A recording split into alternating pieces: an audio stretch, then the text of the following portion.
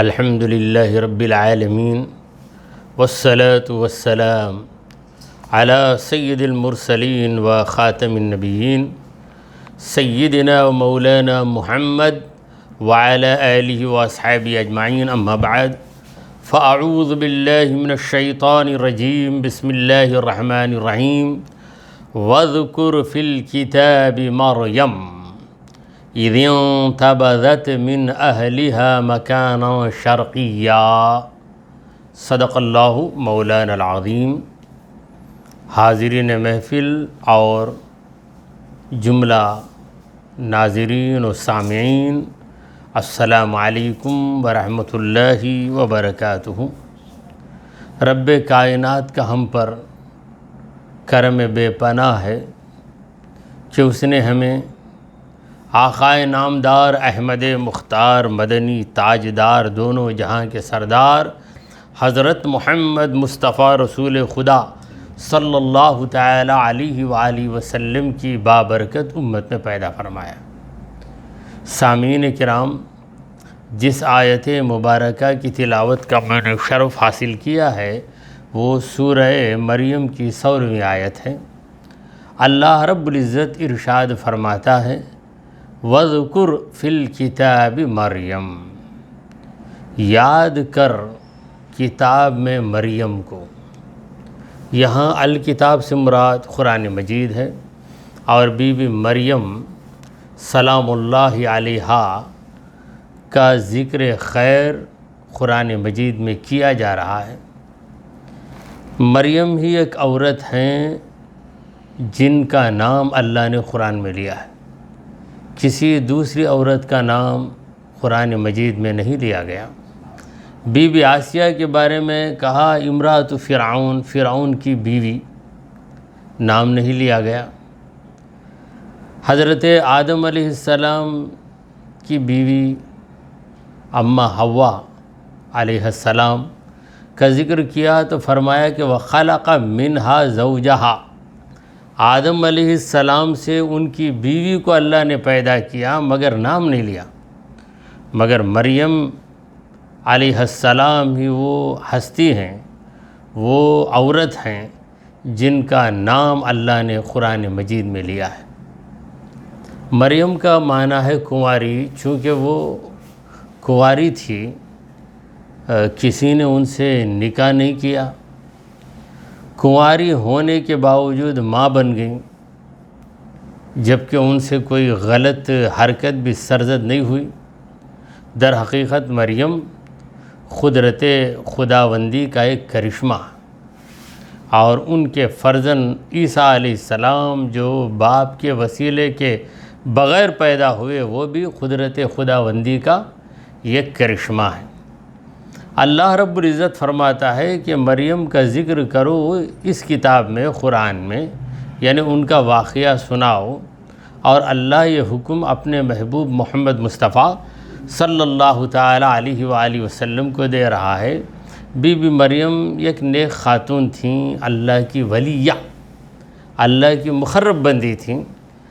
پروردگار عالم نے قرآن میں دیگر ہستیوں کا بھی ذکر کیا ہے، پیغمبروں کا ذکر کیا ہے، تو اس سے پتہ چلا کہ خدا کے نیک بندوں کا ذکر کرنا باعث سعادت ہے۔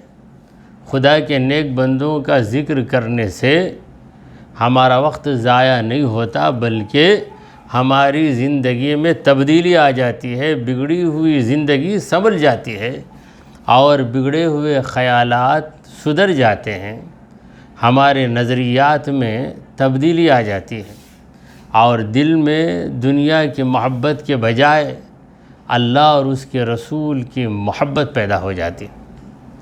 اِذِ انتبذت من اہلها، جب وہ نکل گئی اپنے گھر والوں سے، یعنی گھر والوں سے علیحدہ ہو گئیں، مکاناً الگ ہو کر ایک جگہ وہ چلی گئیں، شرقیہ جو مشرقی جانب واقع ہے، جہاں بیت اللحم ہے، بیت لحم اسے کہتے ہیں انگریزی میں، بیت اللحم، وہاں پر بی بی مریم چلی گئیں، اکیلی رہنے لگیں۔ فاتخذت من دونہم حجابا، اور بی بی مریم نے لوگوں سے حجاب اختیار کر لیا، یعنی پردے میں آ گئیں، عوام الناس سے دور ہو گئیں اور تنہا رہنے لگیں اور حجاب کر لیا۔ حجاب کا معنی ہے پردہ، یعنی لوگوں کو نظر نہ آنے لگیں، لوگوں کی نظروں سے خود کو مستور کر لیا، خود کو چھپا لیا۔ تو بی بی مریم تنہا رہنے لگیں، تو ایسے اکیلے پن میں ایک واقعہ ہوا۔ فَأَرْسَلْنَا إِلَيْهَا رُوحَنَا، ہم نے ہمارے فرشتے روح الامین جبرائیل علیہ السلام کو ان کے پاس بھیجا۔ روحانہ ہماری روح کا مطلب ہمارا وہ فرشتہ جس کا لقب روح ہے یا روح الامین ہے، تو فرشتہ حضرت جبرائیل علیہ السلام بی بی مریم کے پاس پہنچ گئے۔ فرشتہ اپنی اصل شکل میں نہیں آتا، اپنی اصلی صورت میں نہیں آتا، بلکہ کوئی روپ اختیار کر لیتا ہے، اور فرشتے کو اللہ نے یہ قدرت بخشی ہے کہ وہ جو روپ چاہے اختیار کرے۔ فرشتہ جسے عربی میں ملک کہتے ہیں، ملک کی تعریف یا اس کا ڈیفینیشن یوں بیان کیا گیا ہے کہ جسم نوری یتشکل باشکال مختلفۃ ما عدا الکلب والخنزیر، یعنی فرشتہ نورانی جسم ہے، یعنی اس کا جسم نور سے بنا ہے اور وہ کوئی بھی شکل اختیار کر سکتا ہے، مگر دو شکلوں میں فرشتہ نہیں آتا، ایک کتے کی شکل اور دوسری شکل خنزیر کی یعنی سور کی۔ تو ساری شکلیں اختیار کرتا ہے فرشتہ، انسان کا روپ بھی اختیار کر لیتا ہے۔ فتمثل لها بشر، تو بی بی مریم کے پاس انہوں نے ایک انسان کا روپ اختیار کر لیا، یعنی جبرائیل علیہ السلام انسانی روپ میں آ پہنچے۔ بشراً سویہ، ایسا انسان جو بالکل صحت مند ہو، جس کے اندر کوئی کمزوری نہیں ہے، سویاً برابر، یعنی ایک صحت مند انسان کے اندر جو اوصاف جو خصلتیں ہوں، وہ ساری خصلتیں حضرت جبرائیل علیہ السلام کے اندر تھیں، یعنی جو روپ انہوں نے اختیار کیا وہ روپ تھا ایک صحت مند، تندرست اور بہترین خامت والا انسان۔ تو بی بی مریم کے سامنے آ گئے۔ پہلے تو عجیب بات ہے کہ بی بی مریم نے جو آڑ لگائی ہے وہاں کوئی غیر مرد آ نہیں سکتا، اچانک ایک مرد کا نمودار ہو جانا، اور وہ بھی حسین و جمیل اور تندرست۔ تو بی بی مریم نے انہیں دیکھا تو گھبرا گئی، اس لیے کہ اچانک ایک اجنبی مرد آ گیا، پتہ نہیں کس ارادے سے آیا ہے اور کیوں آیا ہے۔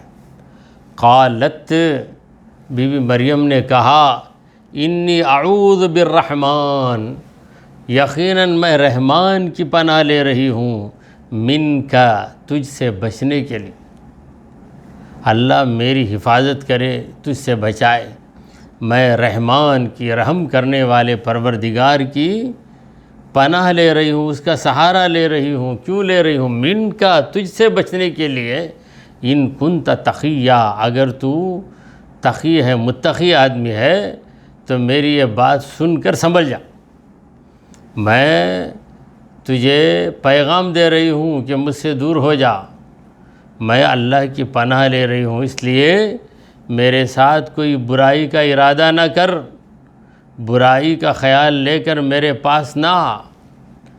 تو یہ جملہ سن کر جبرائیل علیہ السلام نے کہا، قال، جبرائیل علیہ السلام نے کہا انما انا رسول ربی کی، یقیناً میں تو تیرے رب ہی کا بھیجا ہوا، تیرے رب نے مجھے بھیجا ہے، میں فرشتہ ہوں۔ کیونکہ رسول کا لفظ قرآن میں فرشتے کے لیے بھی آیا ہے، کیونکہ فرشتہ بھی اللہ کا پیغام لے کر اللہ کے نبیوں تک پہنچتا ہے۔ بی بی مریم کے پاس جبرائیل السلام آئے، لہٰذا کہنے لگے کہ میرے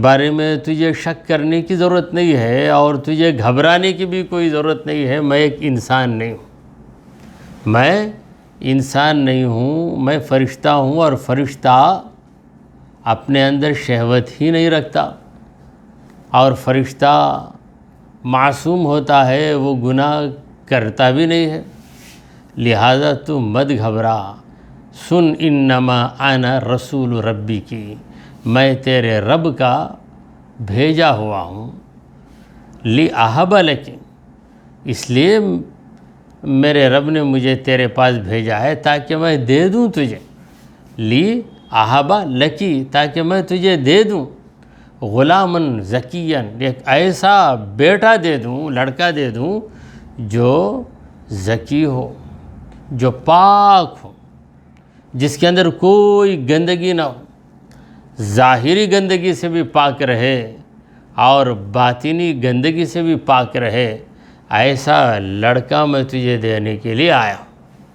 اب یہاں پر دینے والا اللہ تعالیٰ ہے، جبرائیل علیہ السلام اللہ کے حکم سے دے رہے ہیں، اب دینے کی نسبت اپنی طرف کر رہے ہیں اور کہتے ہیں کہ لِأَهَبَ لَكِ، تاکہ میں دے دوں تجھے، تو نسبت اپنی طرف کی، اور حقیقت مومن کے ذہن میں ہے کہ جبرائیل علیہ السلام دے رہے ہیں تو خود سے نہیں دے رہے ہیں، خدا کی عطا سے دے رہے ہیں۔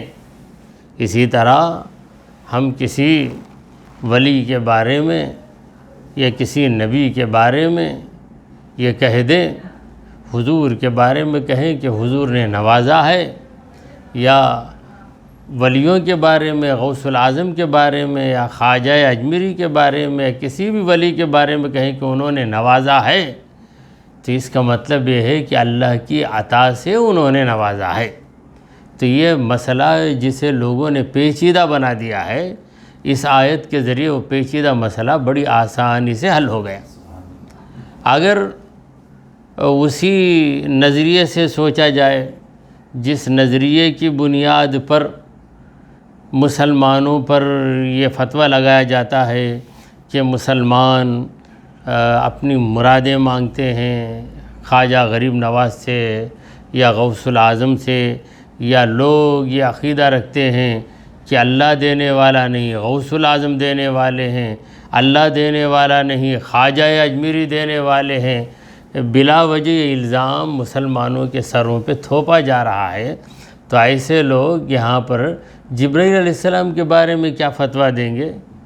انہیں یہ کہنا پڑے گا کہ جبرائیل علیہ السلام نے نعوذ باللہ غلطی کی ہے، انہیں لِأَهَبَ نہیں کہنا چاہیے تھا، بلکہ یہ کہنا چاہیے تھا کہ لِيَهَبَ لَكِ رَبُّكِ غلامًا زکیہ، تیرا رب تجھے دے، رب دے کہنے کے بجائے لِأَهَبَ متکلم کا صیغہ ہے تاکہ میں تجھے دے دوں، یہ انہوں نے کیسے کہہ دیا؟ مگر یہاں پر فتویٰ لگائیں گے تو ان پہ فتویٰ لگ جائے گا، لہٰذا یہاں پر تو جرأت نہیں کر سکتے بھولے بھالے مسلمان جن کے پاس علم کی کمی ہے بیچارے، ان پر یہ لوگ فتویٰ بازی کر کے انہیں پریشان کرتے ہیں، اور وہ بھی پریشان ہو جاتے ہیں کہ کیا ان کی بات صحیح ہے، یا آج تک ہمارے دادا، ہمارے اساتذہ یہ کہتے آ رہے ہیں ان کی بات غلط ہے۔ تو مسئلہ بہت کلیئر ہے، بہت آسان ہے کہ بندہ دیتا ہے مگر خود سے نہیں دیتا، رب کی عطا سے دیتا ہے۔ تو اسی مسئلے کو حضرت جبرائیل علیہ السلام نے اپنے جملے کے ذریعے حل کر دیا، اور ان کا جملہ قرآن مجید کی آیت کا ایک حصہ بن گیا۔ تو کہنے لگے جبرائیل علیہ السلام بی بی مریم سے لِأَهَبَ لَكِ غُلَامًا زَكِيًّا، میں تجھے ایک لڑکا دینے آیا ہوں، اور اس لڑکے کی صفت کیا ہے؟ غلام کا معنی ہے لڑکا، اب اس کی صفت کیا ہے؟ زکیہ، وہ پاک ہوگا، اس کے اندر کوئی گندگی نہیں رہے گی۔ گندگی حقیقت میں دل کی گندگی ہے، جسم کی گندگی تو دور ہو جاتی ہے، غسل کر لو تو جسم کی گندگی دور ہو گئی۔ مومن کا جسم تو رہا جسم، یہ کافر بھی جب خوب پانی نہا لیتا ہے تو اس کا جسم پاک ہو جاتا۔ اب دل پاک ہونا، تو حضرت عیسیٰ علیہ السلام پاکیزہ دل والے انسان ہیں۔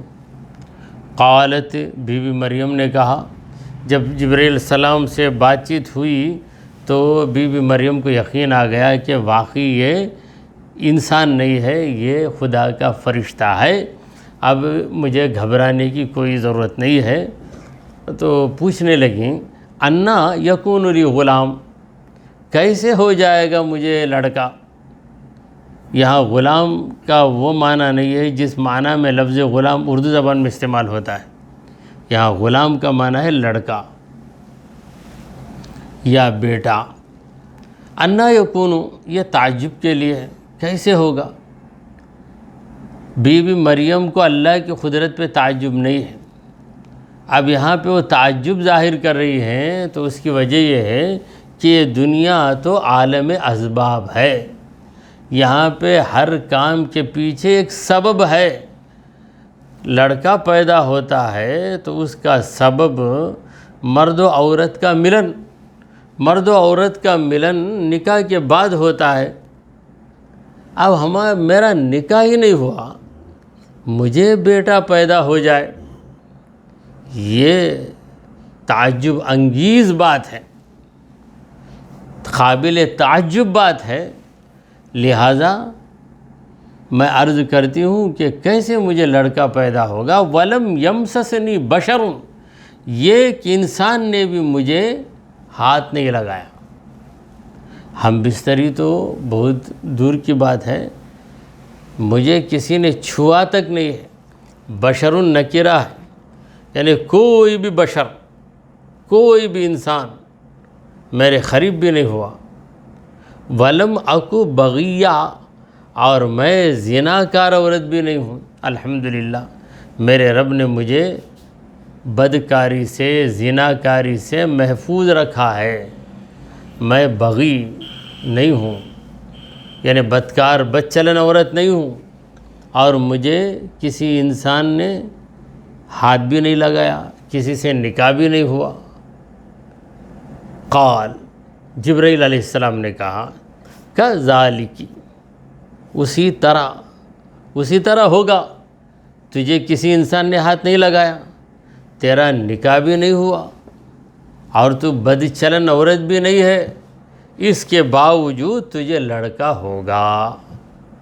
قال ربکی، یہ کی جو آ رہا ہے مخاطب مؤنث ہے، عورت سے خطاب ہے اس لیے کی، اگر مرد سے خطاب ہوتا تو ربو کا آتا تھا۔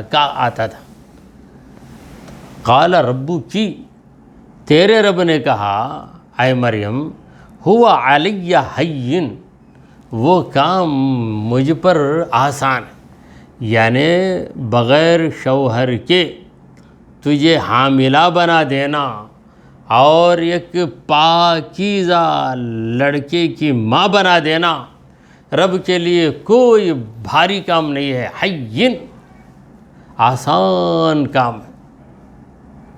وَلِنَجْعَلَهُ آیَةً لِلنَّاسِ، پھر اللہ کہہ رہا ہے کہ اے مریم، ہم یہ چاہتے ہیں کہ اسے، یعنی تیرے لڑکے کو، حضرت عیسیٰ علیہ السلام کو، آیَةً لِلنَّاسِ، لوگوں کے لیے ایک نشانی بنا دیں، ہماری قدرت کی نشانی، تاکہ لوگ یہ نہ کہیں اور لوگ یہ نہ سوچیں کہ مرد و زن کے اختلاط کے بغیر انسان موجود نہیں ہو سکتا، یہ کہنے کی گنجائش نہ ہو۔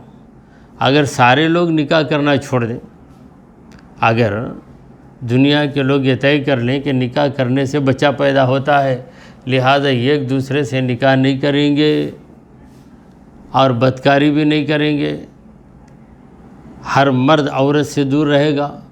جس طرح کرونا کا زمانہ ہے، یہاں پہ ایسا ماحول ہو گیا کہ کوئی کسی کے قریب بھی نہیں، کوئی کسی کے ہاتھ میں ہاتھ نہیں ملاتا۔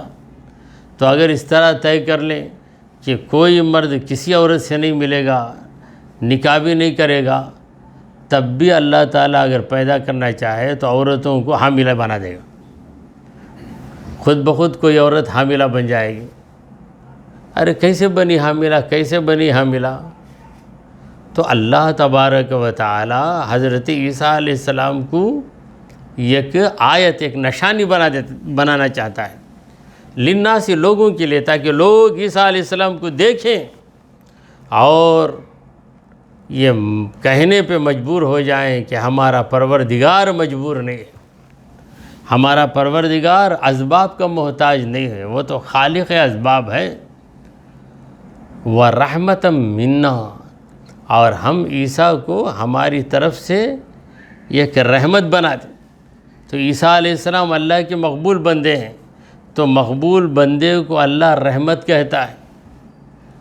انبیاء کرام کے وارثین اولیاء ہیں، جہاں ولی پہنچتا ہے وہاں رحمت ہی رحمت ہے۔ اسی لیے ہمارے بزرگوں کا یہ دستور ہے کہ جس انسان کے بارے میں انہیں یہ عقیدہ ہو جائے کہ یہ خدا کا مقبول بندہ ہے، تو کسی نہ کسی بہانے اسے اپنے گھر لے آتے ہیں۔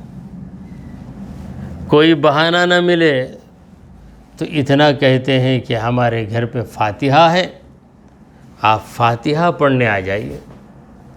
سورہ فاتحہ پڑھ کر ثواب پہنچانا کوئی بھاری کام نہیں ہے، ہر ایک یہ کام کر سکتا ہے۔ تو اس بہانے سے کسی ولی کو اپنے گھر بلانا اور ولی کے آنے سے جو رحمت آتی ہے اس رحمت سے مالا مال ہو جانا، یہ ایمان والوں کا کام ہے، عقل مندوں کا کام ہے۔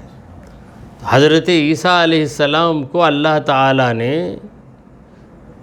دو مقصدوں کے لیے چن لیا۔ پہلا مقصد، عیسیٰ علیہ السلام لوگوں کے لیے ایک نشانی بن جائے، اور دوسرا مقصد یہ ہے کہ عیسیٰ علیہ السلام اللہ کی رحمت بن کر لوگوں کو فائدہ پہنچائے۔ خود بخود فائدہ پہنچ جاتا ہے، اللہ والا جہاں پہنچتا ہے خود بخود وہاں کے لوگوں کو فائدہ مل جاتا ہے، برکتیں وہ محسوس کرتے ہیں۔ خوشبو والی چیز جہاں پہنچتی ہے وہاں خوشبو ضرور پھیلے گی۔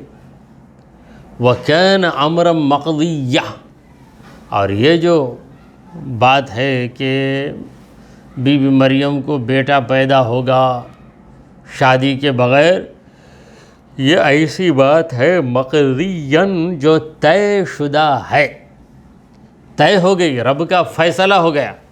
جب رب کا فیصلہ ہو جاتا ہے تو اس فیصلے کو ٹالا نہیں جا سکتا، رب کا فیصلہ اٹل فیصلہ ہوتا ہے۔ پھر اس کے بعد جو واقعہ ہے وہ اس کا تسلسل جاری ہے۔ بہرحال آیت نمبر 21 پہ ہم پہنچے، تو اسی پر اکتفا کرتے ہوئے بارگاہ خداوندی میں دعا کریں کہ اے پروردگار، ہم نے جو کچھ کہا اور سنا اسے قبول فرما لے۔ اے اللہ، ہمارے گناہوں کو معاف فرما، ہماری خطاؤں کو درگزر کر دے۔ اے رب کریم، ہمیں ہدایت پر قائم رہنے کی توفیق عطا فرما، ہم سے تمام آفتوں، بلاؤں، مصیبتوں، پریشانیوں اور رنجشوں کو دور فرما، ہمارا خاتمہ ایمان کی حالت پہ فرما۔ وصلی اللہ تعالی علی خیر خلقہ سیدنا وحبیبنا ومولانا محمد وعلی آلہ واصحابہ اجمعین۔ الفاتحہ۔ بسم اللہ الرحمن الرحیم۔ صراط الذین انعمت علیہم۔ قل هو اللہ احد اللہ الصمد لم یلد ولم یولد ولم یکن له